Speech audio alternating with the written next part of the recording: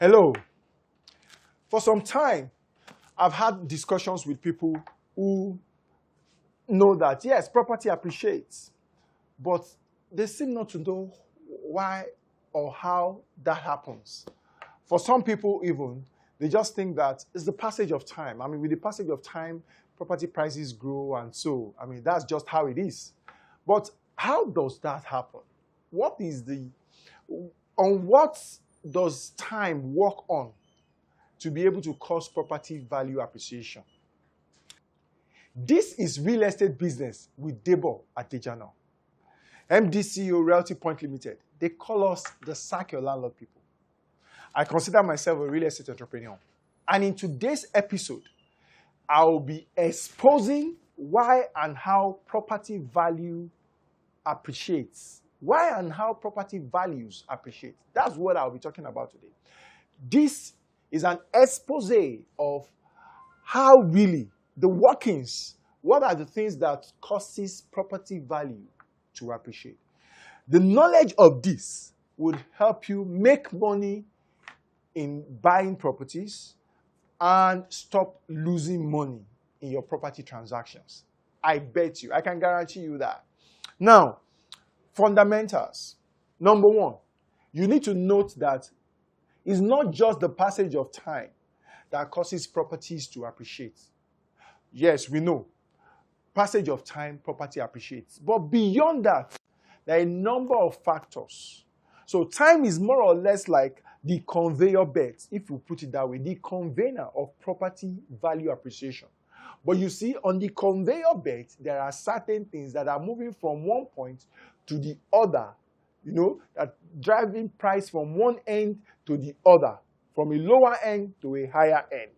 What are those things? And how does this interplay? These are the things that will be shared in this episode today. So that's number one. It's not just about time. Number two, these are two basic facts before I go on to just draw up and expose to you how property value appreciates. Yeah.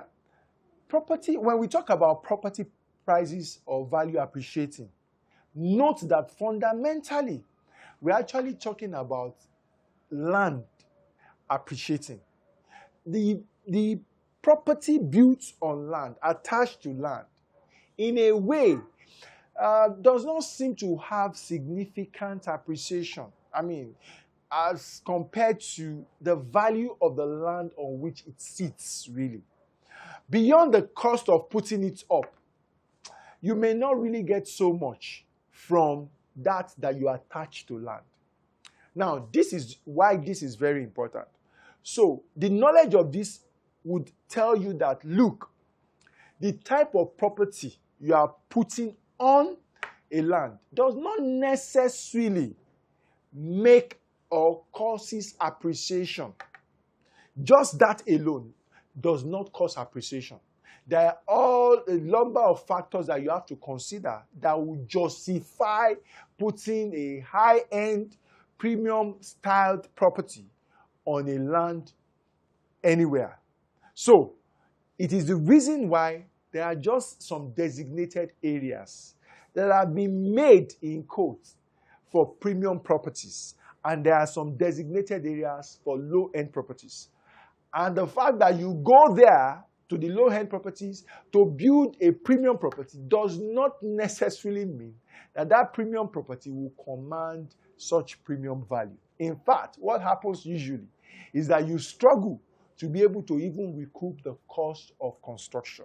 So they go somewhere downtown or somewhere out of town to get 6 plots, 1 acre of land, and they build themselves a mansion for the purpose of satisfying their own occupational need. Fine. But you see, as soon as they need to offload that property in the market, it becomes a problem for it to be able to command as much value as they thought or they perceive that it is worth, or they've invested in it. It now becomes the discussion of cost versus value that is very popular in the real estate environment. So, you want to ensure that you are putting a property that is commensurate to the value of the land around the area on a land.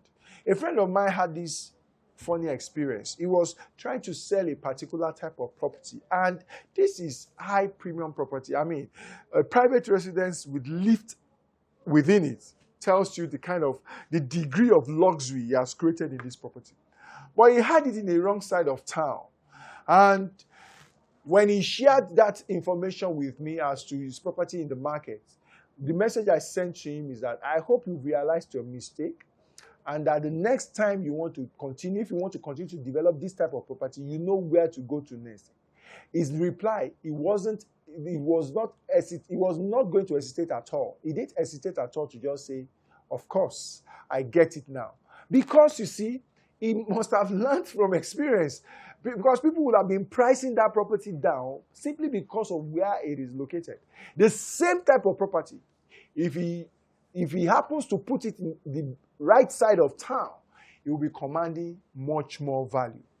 What does that tell you? Land again. Then another friend of mine, started out in development with a couple of friends. And for their first development, they did a very good job. In fact, it's just that they overdid it, such that by the time they were ready to go to the market, when they were putting out their price, the market was saying something else. The property had to wait for almost 2 years before it sold. And even at that, it still sold far less than they would have wanted for it. They had to wait. Time had to pass for the property for some price to command some close to whatever they wanted. It wasn't so close. They lost more than 10% of what they would have wanted on that. What am I saying? Maybe more than 15%. They had to forgo more than 15% because that property just couldn't command that. And everybody involved in that transaction suffered for it. Their agents and all of that, backlash, and all of that. So you don't have to get yourself into all of that. So this would help you. This is the knowledge that will help you. And in this channel, Debo Adejano YouTube channel, I beg of you, check it through. You will see that we have lots of information here. So I would encourage you before we proceed to subscribe right now. If you've not subscribed to the channel, you want to subscribe right away, click on the subscription button. Yes, click on the subscription button and click also on the notification button. Something is happening currently. The next 2,000 subscribers we get from when this video is released to where we get the next 2,000, we have something for you. You don't want to miss that. I mean, I have an ebook and an audio book. I mean, same ebook also in audio version. My very voice. Okay, very fantastic book. You don't want to miss it. So click subscribe right now and try to be among the next 2,000 subscribers to get that gift from me. And who knows, there may be something else also in the offering for you apart from the book.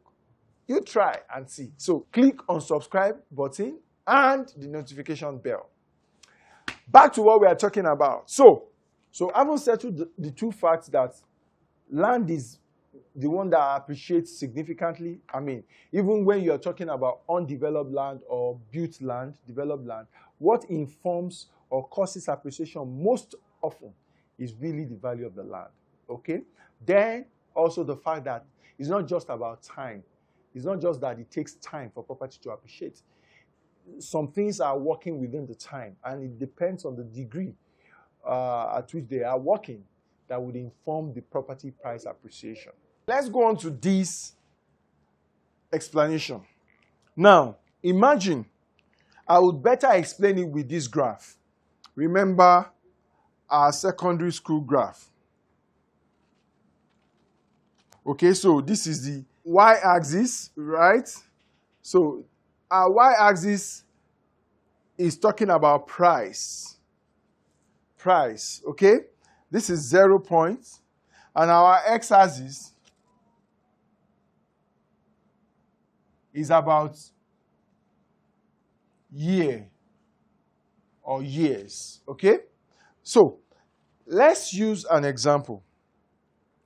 2, 3, 4, 5, 6, 7. Okay.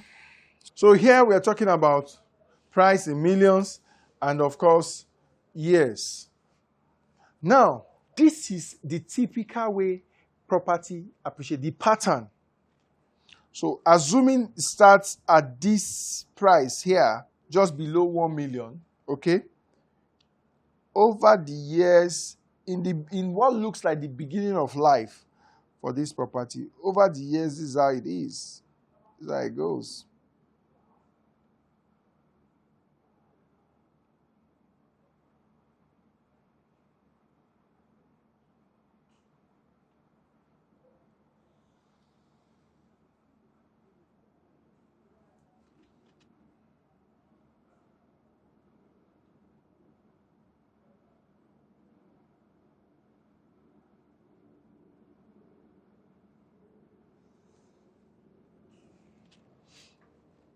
This is how property value is in cycle.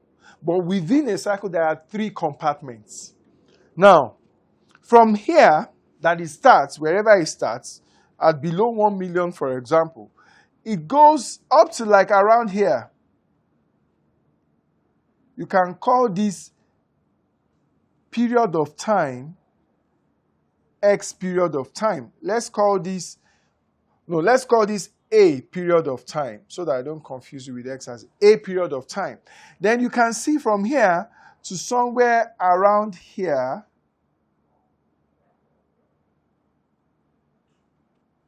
let's call that B, sorry. Let's call that B period of time. Now, from here to like around here, so the 3rd period of time ends at around here. Trace it down, okay, to this point. Let's call that the C period of time. Now, from here to this point makes a cycle. This is a cycle. 1 cycle. What happens is that another cycle starts, another A period starts from here to like around here. You can see. Then probably another C period. And then this is like another, this is A, B, C. Like that. Can say 2. Okay, while this is A1, B1, C1. This is a cycle. Now, this is the typical cycle. Now, see the difference between these cycles. For the A cycle, at the beginning of the economic life, let's put it that way, of that property, the appreciation looks like it's not happening.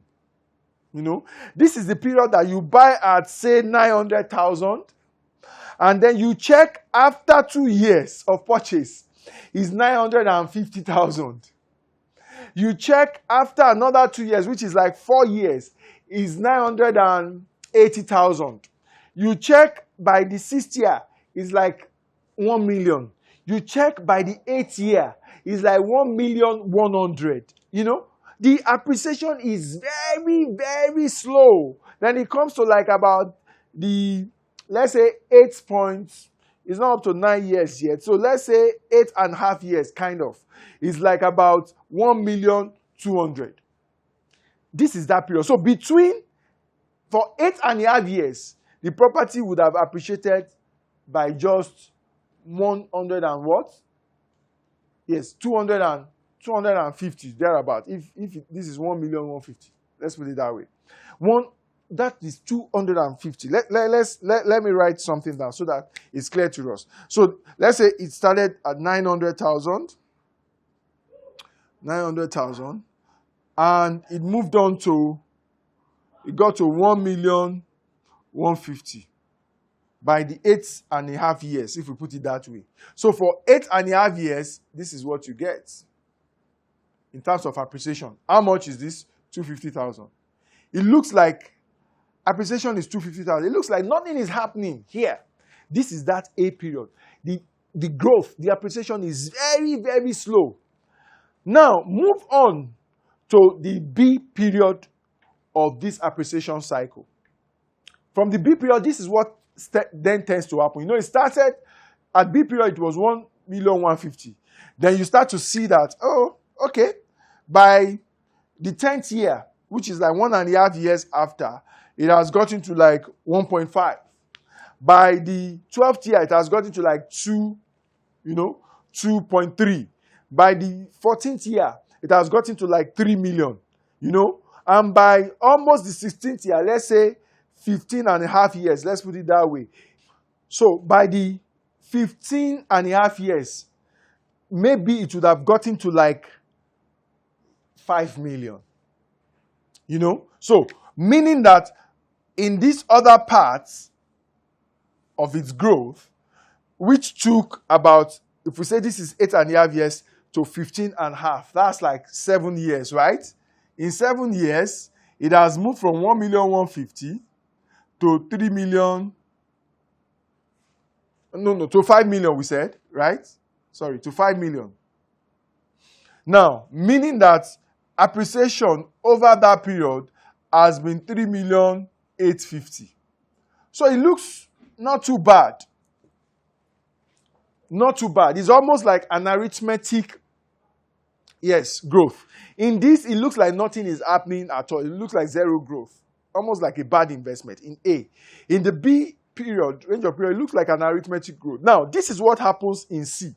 C is where we say a spike happens. In short period, you just see massive growth. So, for example, it could actually move from the 15.5 years to this period, which is like a period that it lasted, say like, that's like about 12 years, right? 12 years. It could move typically from this 5 million to 50 million. Yes. Such that in 12 years, you've gained 45 million appreciation. This is when a spike happens. Typical. Very typical. Now, the number of years here, cumulative number of years, you can say this is 19. That is 27.5. Yeah. Let me cite an example. Any land you see that you can trace back to when it first started, when the economic life started, when some level of active trading, started on the place. That's where you can say the economy. It's difficult to pinpoint that point at that time, but usually just gauge it by when some form of more reasonable economic activity started in the place. Take that as the beginning of the A point and do the mapping of the pricing projection. You see that it follows this pattern always. Always. Take any area, anywhere in the world. I'm not talking about just Nigeria, Africa, anywhere in the world. This is the pattern. The appreciation always is in threefold within a particular cycle. Then it slows down again and almost starts the same story again. And as the year progresses. Now, this is the catch. And this is what people talk about when they say time. So when you buy here, they say, just wait some more, just wait some more. If they say time, if you've waited 8.5 years, a lot of people buy properties and sell before the 8.5 years and even make a loss. Because by the time you buy property here at 900 and you pay agency commission and all of that, by the time you are selling at 1.150 and you still have to pay agency commission and all, you will realize that you probably are even selling at a loss. In 8.5 years, you ask yourself, what have I done? This is at the point that people who probably are not looking or are not aware of the factors that inform appreciation also miss out on places that could boom later in life. The story that I usually share of someone that I know that sold, if you know Lagos very well, somebody sold his property in the early 70s to late 70s, sold his property around the Okpebi corridor, to build another land that he has around the Solo area. Yeah, somebody that I know, I was told of that story. Now, compare where he built in the Solo and Okpebi now. They cannot be, in fact, if they sell a property in Okpebi, land in Okpebi, he can at least buy at one or two, not even one, 2 or 3 properties in that Isolo area where he built today. But this is 1970 something compared to 2000 and something. That's like how many years? About almost 50 years apart. Yes. 40 something years ago. So that is what happens. But you see, as at that time in the 70s, Okpebi wasn't fantastic. It was swampy. It was filled up with gullies. You can't get from one point to the other. To link up, Island was a no-go area. But you see, you should realize that Lagos State was the capital of Nigeria at the time. Yes, Ikeja was the capital of Lagos. And there was an airport was located in Ikeja. Murtala Mohammed Airport came into Ikeja. So all of those things should inform, the news of them coming in should inform someone that is knowledgeable about how property appreciates to leave his investments in Okpebi or even buy more rather than sell and go and build in Isolo. Because whatever was happening or going to happen in Isolo as a news then was not comparable to what was happening, in Isolo. So to what was happening in Ikeja already. So you don't make such mistakes when you have this kind of knowledge. Now, I was saying this is the catch. Nobody really knows and can pinpoint how long the A range will take of period, or how long the B range will take, or how long the C range will take. They are usually as a result of certain factors that impact on the value of properties. Yes, they are usually as a result of certain factors that impact on the property value. And the four major factors, there are others that are associated to these four in so many ways, but I will just, for the purpose of this video, dwell on the key that I consider factors, the key factors. That there are four of them in all, okay? There are other factors that are an appendage, I can say appendages really, of all of these other factors. So, one is, which is very primary and principal, especially in our type of environment, developing world, government. And when I talk about government, I'm not just talking about government for the sake of government. I'm talking about government policies, government subsidies, government legislation, government action or inaction, majorly. So government declarations, government pronouncements, government activities, acquisition, for example, in our own case, or pronouncing that there is going to be some public interest facility situated in a particular area. So if government says that there's going to be national theater somewhere, national stadium somewhere, airport somewhere, free trade zone is going to be sited somewhere, all of these government declarations or activities or agencies, can impact on the value of a place, to take it up or to bring it down.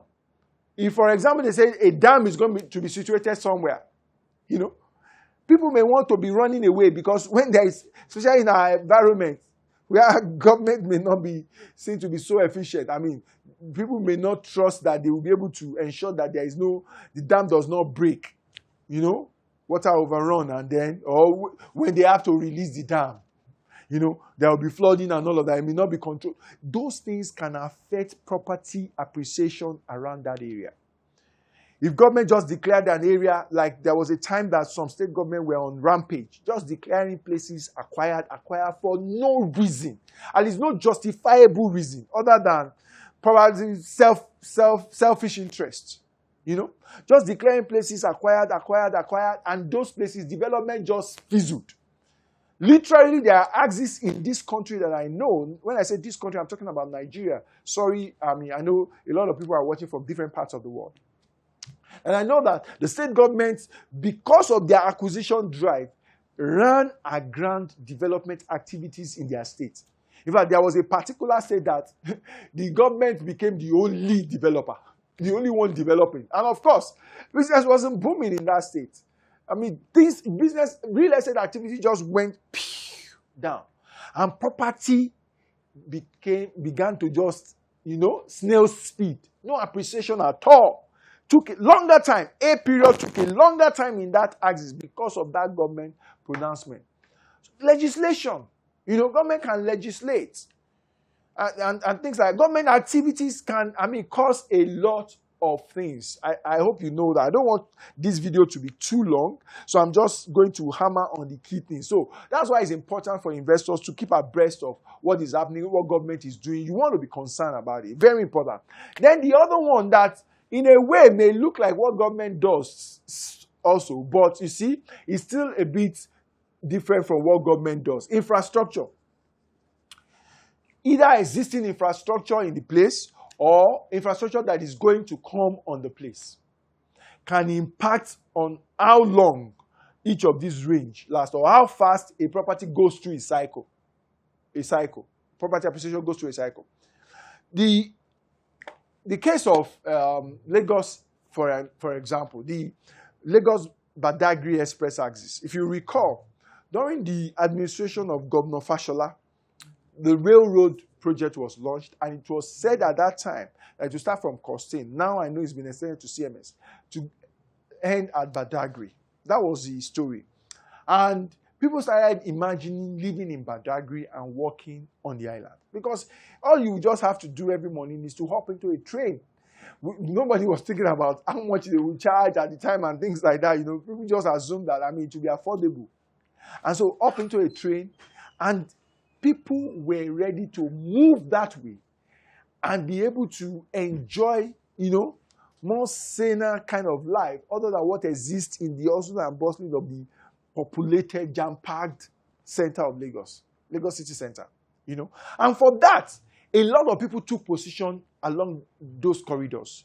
From Mile 2 down, a lot of people took position to Agbara, to Igbesa, even Ogun State benefited from it, to Badagry itself. A lot of people took position, Okukumaiko, all of those axes witnessed real estate, activities. So people were buying. But you see, now, Governor Fashola left, is it 2015? If I'm not mistaken. Yeah, I think around that time. And that is haven't done 2 terms. He did 2 terms, meaning he came in at about 2007 that he came in, right? He came in 2007, I think. Did first 4 years. Yes, 2007 came in. Now, between 2007 and now 2020, that's 13 years. In 13 years, that project is not been delivered yet, and it has reached a stage that people are really not so sure when it will be delivered. They know it will be finished because some activity keeps going on here and there. They will stop today, start tomorrow. Some of the things they've even done, some of them are already giving way. So when they really come actively back on site, they will have to renew some number of things. But you can see that, it will be delivered somehow. So it's affecting. But can you imagine if it's been delivered as promised by Governor Fashola before his tenure rounded off? That place, the cycle would have been, And there are certain things that causes a cycle. Just infrastructure alone can cause the appreciation cycle to be completed. Yes, from A, B to C. And then another thing, once it hits this one, another thing may come up again to make it go through another cycle. So each of these things, each of the activities can cause, or multiples of them, can cause property appreciation to go through a cycle, okay, or cause another cycle to start and things like that. So it's not just that everything must happen. I'm saying each of these, any of these things can cause it. So infrastructure. Places that are with infrastructure usually appreciate a lot better. When there is a railroad around a place, development starts coming also along that axis. When you say that, that's why in some well-planned cities, what government does usually is to plan out and deliver infrastructure first. Lay out the road, the drainages, and all of that, and you will just see development coming into that place. And property prices would appreciate almost automatically. So, infrastructure is the second one. The other one is the general economy. Okay? The general economy. And of course, the economic variables and factors are in so many ways. So, interest rate, for example, inflation, and if the economy is booming, property prices definitely will appreciate. In a booming economy, it means a lot of people have money. And one of the things people will do is to put their money in real estate. And if more people if there are demands, what happens? Demand, price will be going up. Supply is, may not be able, if demand is more than supply, price will definitely go up. Price will go up. It is when supply is more than demand that price comes down. So when there is a rush, because people now have money, so a lot of people are interested in owning their own properties, buying their own land, buying their first property and things like that. It causes more activity, so people will aim for as many places as they can afford. Some who already have property want the second one, want the third one, want the fourth one, so there will be more money in a booming economy. Also, if interest rate is low, it encourages people to go borrow money. That's one. If interest rate is low, most likely, if debit interest rate is low, most likely savings interest rate is also low. What then happens for investors is that the money market will no longer be an attraction. They will just have option between maybe capital market and real estate.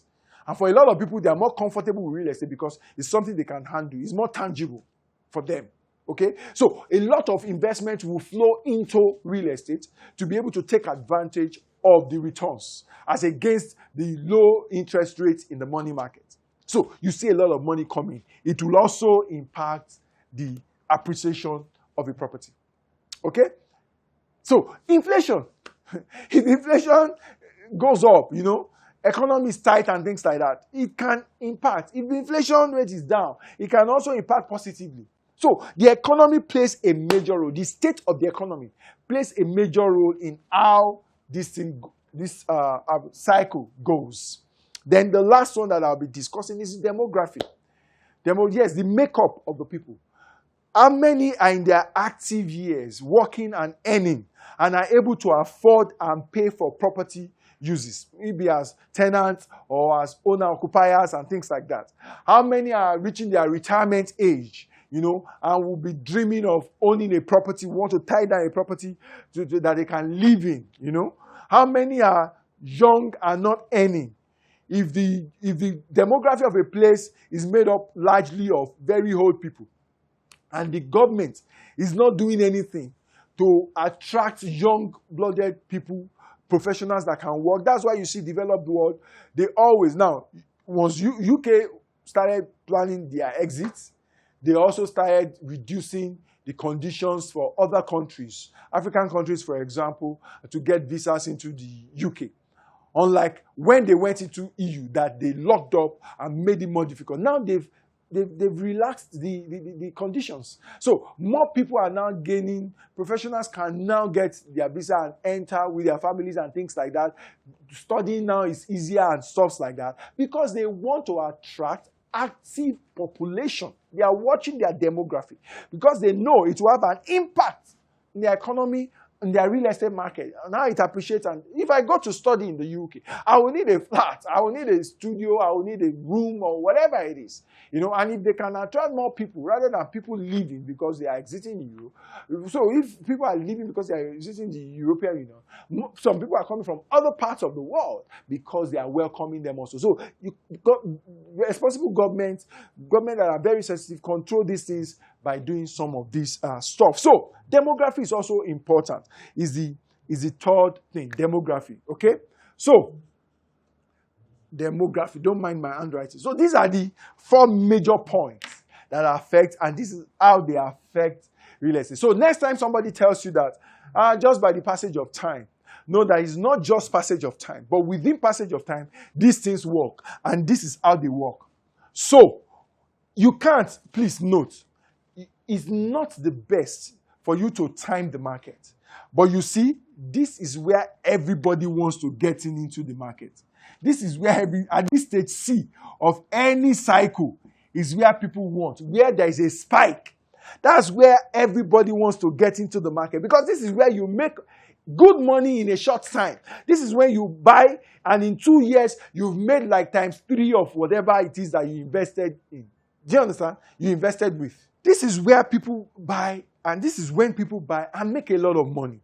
So what I tell people is that when you want to invest in upcoming places, if you're doing land banking, for example, very common land banking, this understanding is very useful for land bankers. As a land banker, you have to note that one of the ways you make money is with patient money.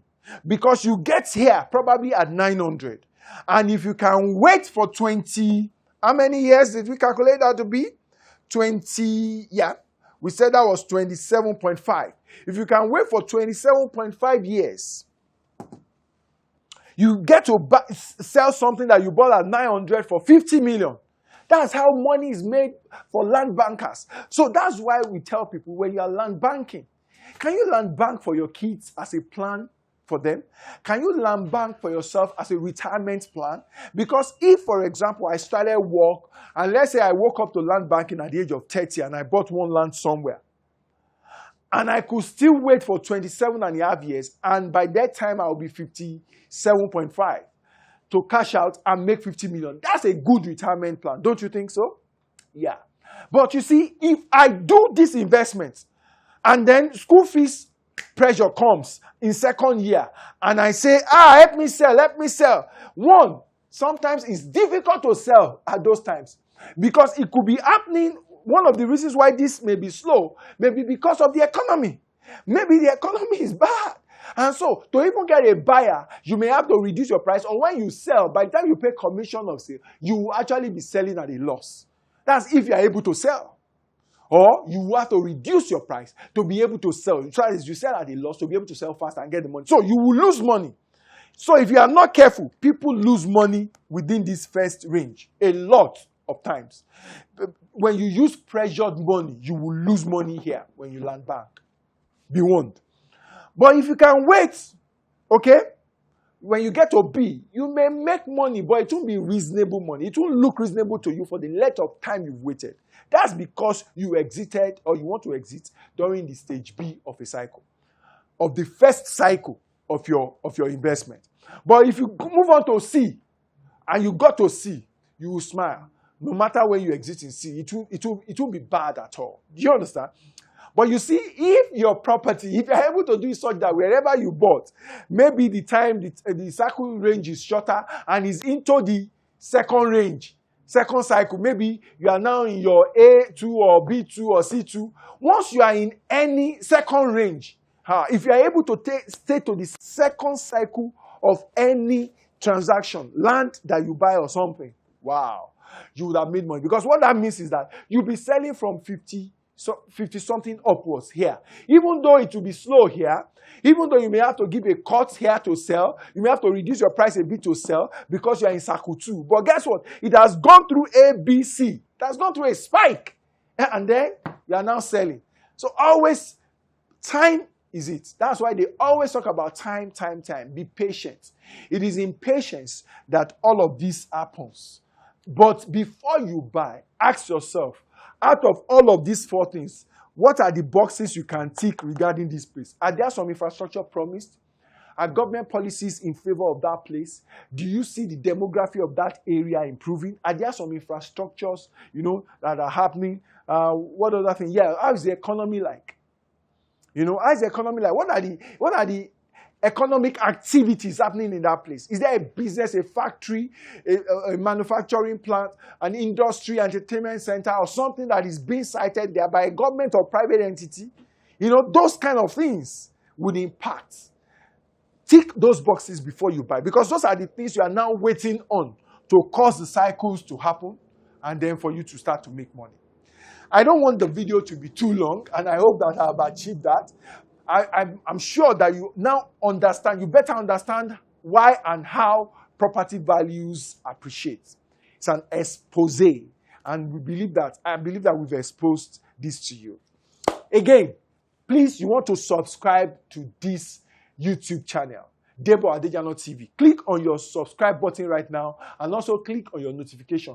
Right here, we dish out useful information on real estate and financial independence, financial intelligence, financial quotient, financial freedom. Those are the major things we deal on this site. So if you are interested, and I doubt who won't be interested in his or her finances or in real estate. That probably is everybody. So you want to subscribe, click on the subscription button and click on the notification button. As soon as we load videos are uploaded every week. We have videos every week. Okay, cutting across all of these. They are very useful information, very, very needed. You can go check the the videos we already have in the past. Very useful information that you can pick up from there for you as a real estate enthusiast, real estate investor, or even a real estate industry player. Yes, very knowledgeable stuff are shared here. Okay, subscribe. Like I said, for the next 2,000, once this video is released, for the next 2,000 subscribers, I have a free gift for you, an ebook and an audio. The ebook, I voiced it by myself, okay? So we'll be giving you access to those two things. And like I said, who knows, there may be some other things more for you. So you don't want to miss it. Be one of our next 2,000 subscribers. Click on the subscribe button and click on the notification button. Thank you. See you in another video. And when I come your way again, I remain yours sincerely, Debo Adejano, in the business of helping you sack your landlord. Thank you. Basama Landlord Direct is an initiative of Basama Real Estate Cooperative Multipurpose Society Limited. It is one of the membership routes available to join in the cooperative. On this platform, carefully curated real estate rental income projects and others are offered to low-budget real estate investors like you and I to participate and enjoy the return available with as low as 25,000 naira. You can actually secure a fractional slot of investment on offer and proceed to enjoy real estate return as prescribed. Everything that needs to be done can be done on the platform, including paying for your fractional slots via Pay Start Payment Limited. Investors can pick the pay later option while filling out their investment on this platform. You actually don't need $1 million to invest in real estate when it comes to the Basama Landlord Direct platform. You've heard it all from Chrissy and Lekon. That is exactly how Brefi run. Enjoy the platform. Go ahead and start investing. You stand a good chance. Let's make real estate money together. Welcome